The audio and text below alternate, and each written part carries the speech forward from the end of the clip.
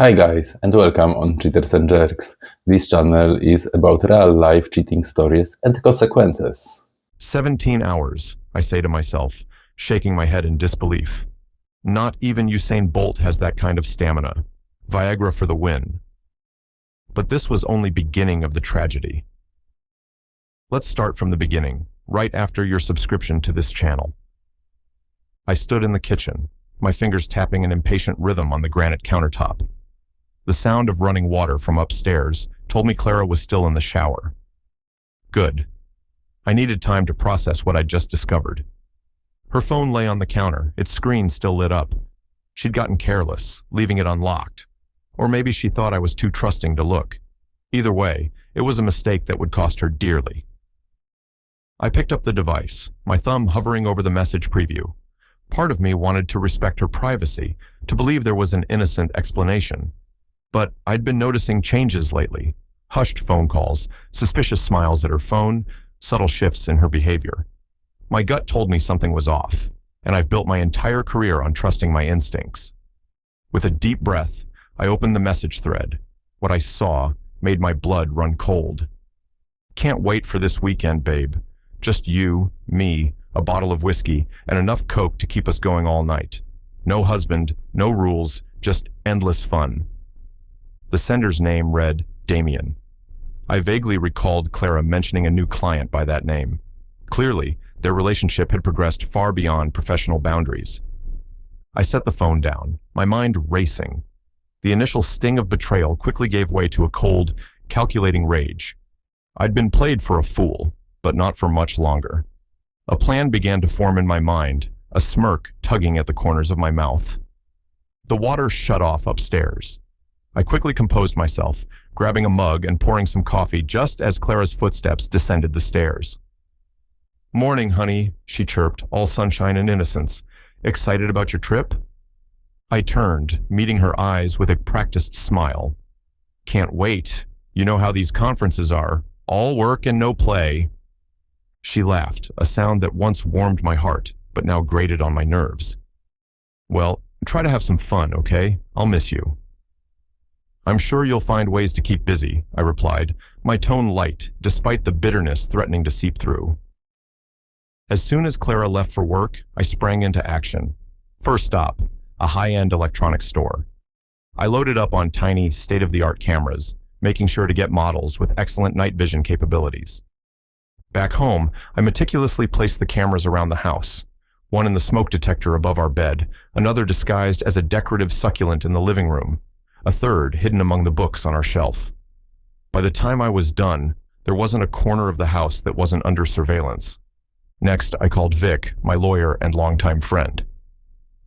"Ethan, my man, what's up?" His gruff voice came through the speaker. "Vic, I need divorce papers drawn up, ASAP." There was a pause. "Shit, really? What happened?" I gave him a quick rundown of the situation. Vic's colorful cursing in response almost made me laugh. "That cheating bitch," he growled. "Don't worry, I'll have the papers ready by tomorrow. Want me to go for the jugular?" "No, not yet," I replied. "Let's keep it simple for now. I have a plan." After hanging up, I made one last stop, the liquor store. I picked up a bottle of top-shelf whiskey, the kind Clara and I used to save for special occasions. Back home, I carefully opened it and dropped in 5 Viagra pills, watching them fizz and dissolve. I placed the bottle prominently on the bar cart in our living room, a silent sentinel waiting for the weekend's debauchery. With everything in place, there was just one last thing to do. I packed a small overnight bag and headed out, making sure Clara saw me leave. But instead of driving to the airport, I parked my car a few blocks away, out of sight. As I sat there, my heart pounding with a mix of anticipation and rage, I couldn't help but feel a twisted sense of excitement. Clara thought she was so clever that she had me completely fooled, but she was about to learn a painful lesson.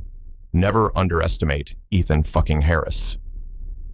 The game was set. Now all I had to do was wait for the players to arrive.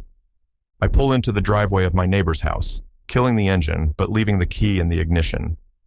The last rays of sunlight are fading, casting long shadows across the manicured lawns. Perfect timing. I grab my phone and open the app connected to the hidden cameras I've set up around my house. The feed springs to life, showing multiple angles of our living room, kitchen, and bedroom.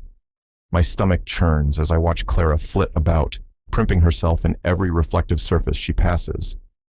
Jesus, you'd think she was getting ready for the Met Gala, not a fuckfest, I mutter, shaking my head. The doorbell rings, and I lean forward, my eyes glued to the screen. Clara practically skips to the door, throwing it open with a flourish. "Damien, you made it!" she coos, her voice sickeningly sweet. I get my first good look at the homewrecker as he saunters in. Wiry build, smug grin, and an air of arrogance that makes me want to punch him through the screen. He's wearing a suit that probably cost more than most people's monthly rent, but it can't hide the sleaze oozing from every pore. "Of course I made it, baby. Wouldn't miss this for the world," Damien replies, his eyes roaming over Clara's body like a starving man eyeing a buffet. I snort. Christ, did he get that line from a B movie? Clara giggles, actually giggles, and leads him to the living room. "Make yourself comfortable. I'll get us some drinks." As she sachets to the kitchen, Damien sprawls on the couch, man-spreading like he owns the place. I watch as Clara returns with the bottle of whiskey I'd so carefully prepared earlier. "Oh, Ethan's special reserve," she says, holding up the bottle. "He never drinks it. Might as well put it to good use, right?" Damien grins, reaching for the bottle. "Well, if he's not going to appreciate it, we sure will." They clink glasses, and I can't help but smirk as they down their first drinks. "Bottoms up, assholes," I mutter. I settle back in my seat, phone in one hand and a bag of popcorn in the other. Might as well get comfortable. This is going to be one hell of a show. As I munch on my snack, I watch Clara and Damien flirt shamelessly. Their body language screams desperation. Clara keeps twirling her hair, while Damien can't seem to keep his hands to himself. "Jesus, get a room already," I groan, then chuckle at my own joke. They're in my house, after all. Every room is their room tonight. As the whiskey flows, their inhibitions lower. Damien's becoming more handsy, and Clara's giggling has reached a pitch that could shatter glass. I notice Damien shifting uncomfortably in his seat, adjusting himself not so subtly. Looks like someone's feeling a little excited, I snicker, knowing full well why. The Viagra is kicking in, right on schedule. Suddenly Damien stands up, pulling Clara to her feet. "I can't wait any longer," he growls, his voice husky with desire. Clara doesn't resist as he leads her towards the bedroom. "Oh, Damien," she purrs, "I thought you'd never ask." I switch to the bedroom feed, watching as they stumble through the door, already pawing at each other's clothes. "And so it begins," I mutter, settling in for what promises to be a long night. The next few hours are a blur of tangled limbs, muffled moans, and the occasional crash as they knock something over in their frenzy. I alternate between watching with morbid fascination and averting my eyes in disgust. As the night wears on, I start to notice something odd. They're not slowing down. If anything, they seem to be picking up steam. Damien, in particular, seems to have the stamina of a marathon runner on steroids. "What the hell?" I mutter, checking the time. It's been over 6 hours, and they're still going at it like rabbits on ecstasy. By hour 10, I'm equal parts impressed and horrified. Clara looks like she's been through a war, her hair a tangled mess, makeup smeared across her face. Damien, on the other hand, is like the Energizer Bunny from hell, still pounding away with reckless abandon. 17 hours, I say to myself, shaking my head in disbelief. Not even Usain Bolt has that kind of stamina. Viagra for the win. But beneath my sarcastic commentary, a cold fury is building. Every moan, every cry of passion is like a knife twisting in my gut. This is my wife, in our bed, with another man. The humor that's been keeping me sane starts to fade, replaced by a darkness I've never felt before. As dawn breaks, I watch Clara collapse onto the bed, completely spent. Damien follows, sprawling over her like a lifeless weight. They're both drenched in sweat, gasping for air like fish out of water. I sense my moment has come. Grabbing the baseball bat from the passenger seat, I step out of the car, my footsteps echoing in the quiet morning air. I march up to the front door, unlock it, and stride in, my fury propelling me forward. The house is eerily quiet as I make my way to the bedroom. With one swift motion, I swing open the door, and the scene before me is even more grotesque in person. Damien is still inside Clara, his face a mix of terror and exhaustion as he registers my presence. I don't say a word. I don't need to. The bat in my hand and the rage in my eyes speak volumes. Damien's chest heaves, his eyes widen, and with one loud, gasping wheeze, he clutches his heart. I came. He manages to choke out before his body goes rigid, frozen in a grotesque position, still fused with Clara. For a moment, there's complete silence. Then I feel it bubbling up from deep inside me. Laughter. Not the chuckles from earlier, but full-blown, maniacal laughter that fills the room and probably the entire house. I lean on the bat, pointing at Damien's lifeless body with my free hand. Talk about dying doing what you love, I snort, my eyes locking on Clara, who's too stunned to move. Guess he really put the stiff in rigor mortis, huh? Clara's mouth opens and closes like a fish, gasping for air, but no sound comes out. Before she can gather her wits, I reach into my pocket and pull out the divorce papers, tossing them onto the nightstand. Sign these, I say, my voice suddenly cold and hard. Or I'll tell everyone you killed your boyfriend by fucking him to death. Without waiting for a response, I pull out my phone and dial 911. When the operator answers, my tone is as casual as if I'm ordering a pizza. Yeah, hi, I need an ambulance at 1542 Maple Street. There's been an incident. A man collapsed in my home. No, he's not breathing. Yeah, I'll stay on the line.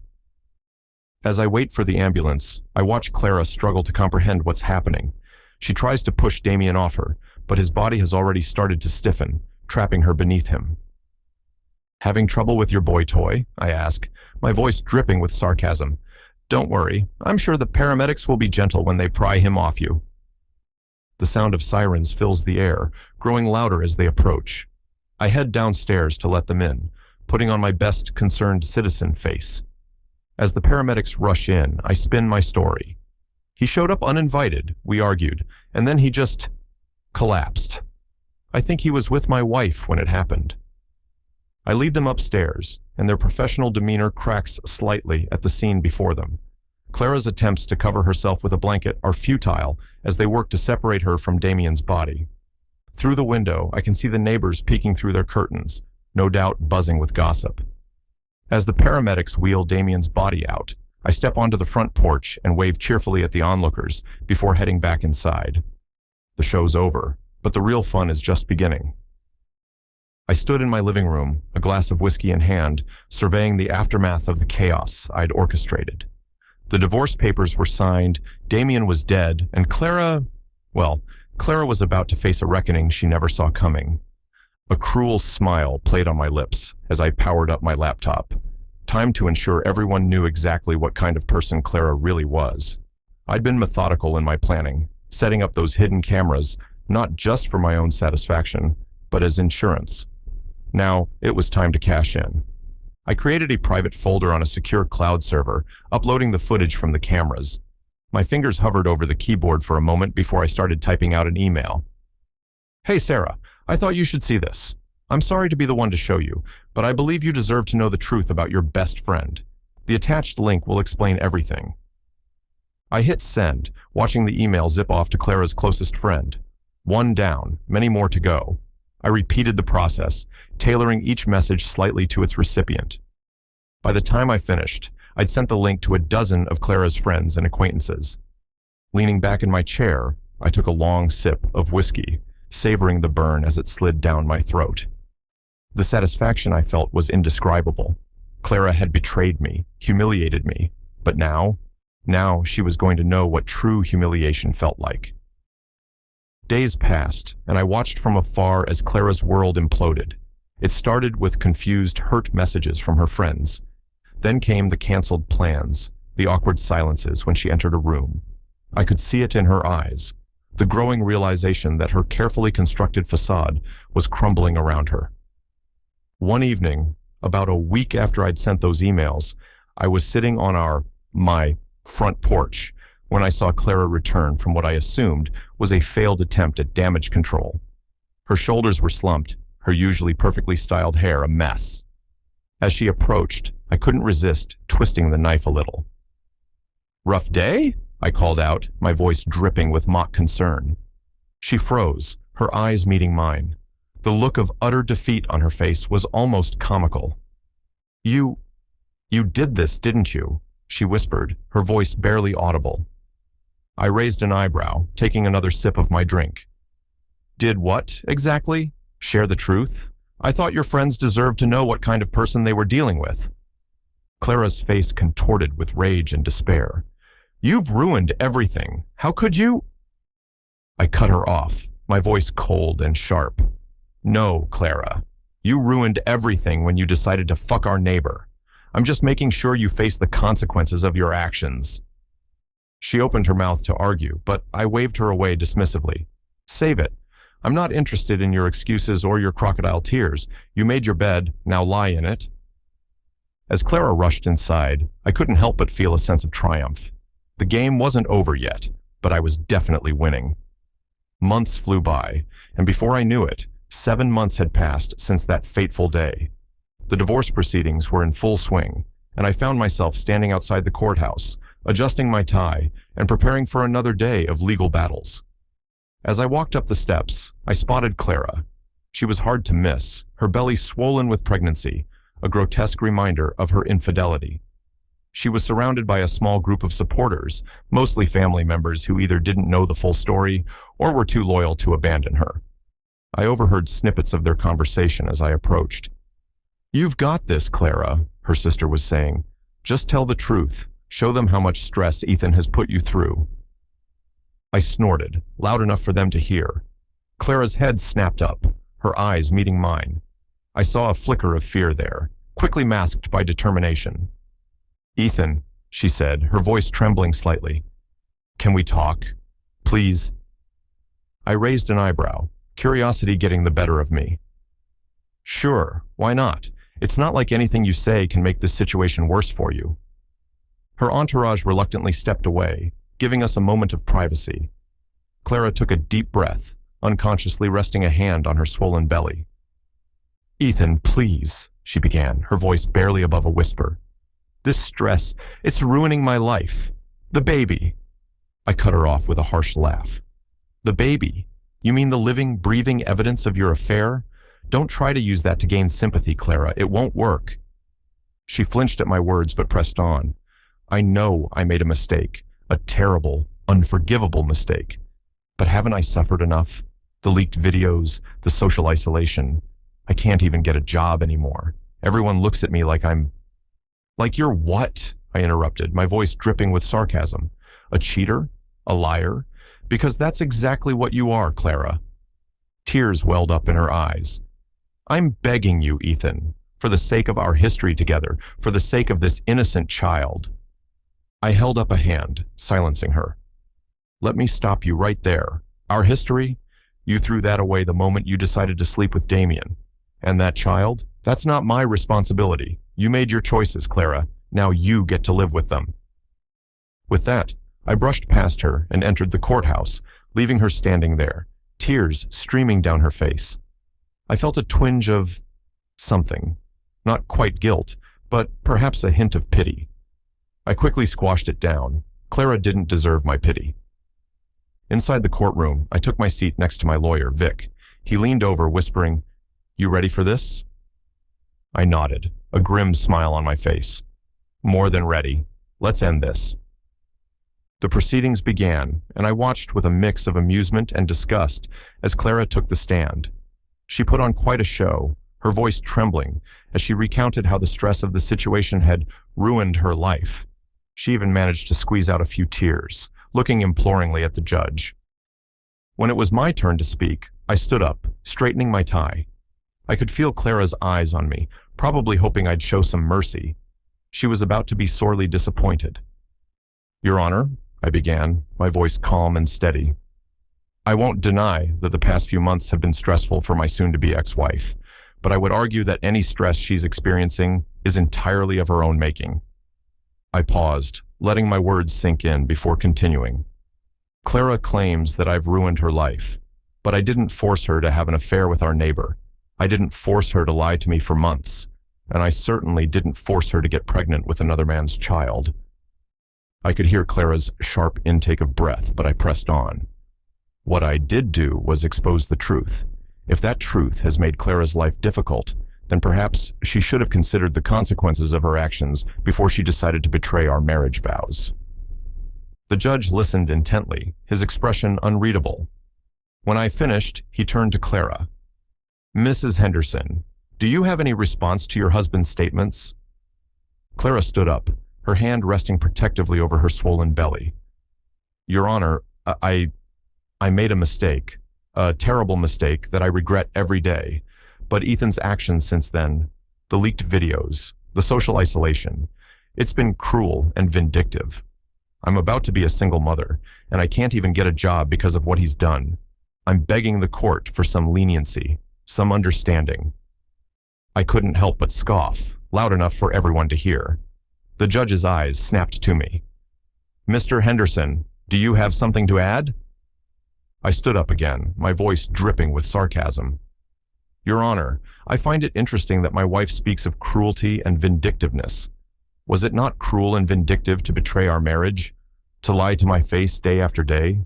To plan weekends of infidelity in our own home?" I turned to face Clara directly. "You speak of being a single mother, as if it's some great tragedy, but let's be clear. That was your choice. You chose to sleep with another man. You chose to get pregnant. And now you're choosing to use that pregnancy as a shield, hoping it will protect you from the consequences of your actions." The courtroom was silent as I finished speaking. I could see the shock on Clara's face, the realization that her pleas for sympathy were falling on deaf ears. The judge cleared his throat. "I think I've heard enough. Given the evidence presented and the testimonies we've heard, I'm prepared to make my ruling." As he spoke, I felt a weight lifting off my shoulders. The divorce was granted, swiftly and decisively. Clara was left with nothing but her disgrace and the child growing inside her, a constant reminder of her betrayal. As we left the courthouse, I couldn't help but feel a sense of triumph. Clara had tried to play the victim, but I'd made sure the truth came out. Now, she would have to face the consequences of her actions, alone and disgraced. The next day, I wake up with a renewed sense of purpose. I call my realtor and put the house on the market. Then, I head to the nearest luxury car dealership.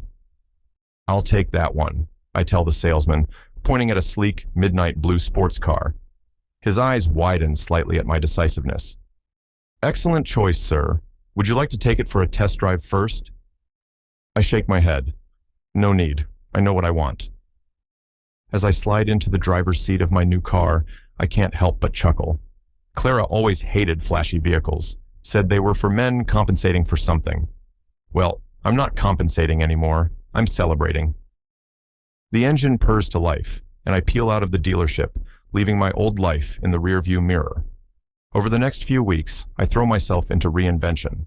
I join an exclusive boxing gym, channeling all my pent-up anger and frustration into the punching bag. It's cathartic, feeling the impact reverberate through my body with each hit. "You've got quite the right hook there," a voice says behind me one day.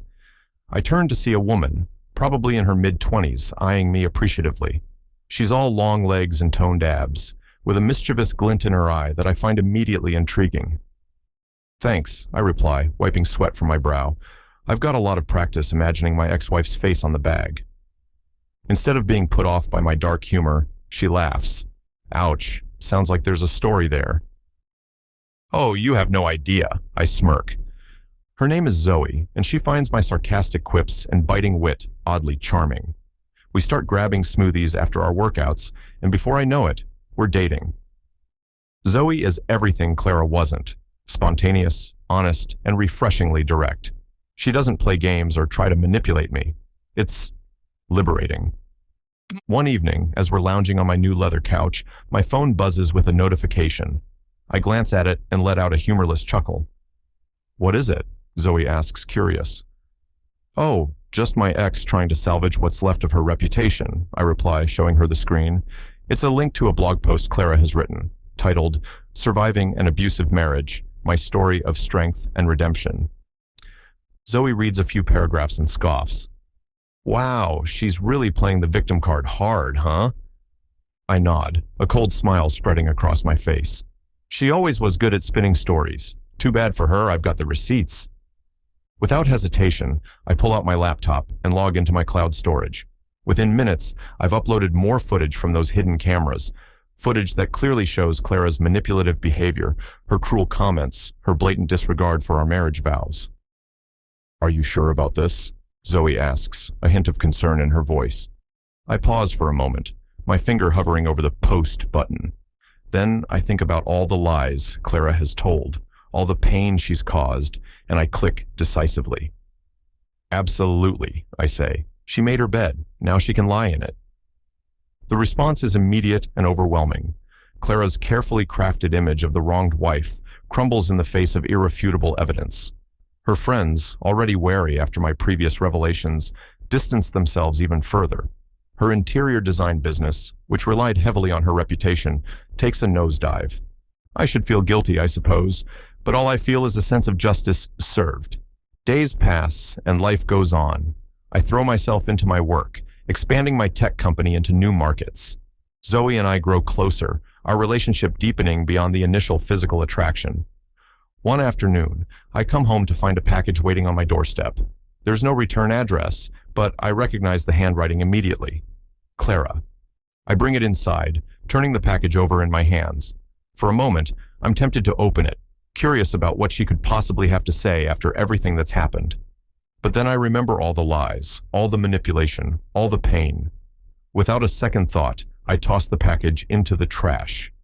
Not my circus, not my clowns, I mutter, walking away. That weekend, Zoe and I decide to take a spontaneous trip to the beach. As we stand on the warm sand, waves lapping at our feet, I feel a sense of peace I haven't experienced in years. I pull out 2 glasses and a bottle of whiskey from our beach bag. Pouring a generous amount into each glass, I hand one to Zoe. What are we toasting to? She asks, a playful smile on her lips. I look out at the horizon, where the sun is starting to set, painting the sky in brilliant oranges and pinks. I think about how far I've come, how I turned my darkest moment into a catalyst for change. To freedom, I say, clinking my glass against hers, and to new beginnings. As I take a sip of the smooth liquor, I feel an intoxicating mix of relief and vindication wash over me. For the first time in years, I feel truly free. I've faced my demons, exposed the lies, and come out stronger on the other side. This, I realize, is what triumph feels like. Hey everyone, if you found this story gripping and want more jaw-dropping tales, don't forget to hit like and subscribe. Turn on notifications so you're always in the loop. So you're always in the loop. So you're always in the loop. So you're always in the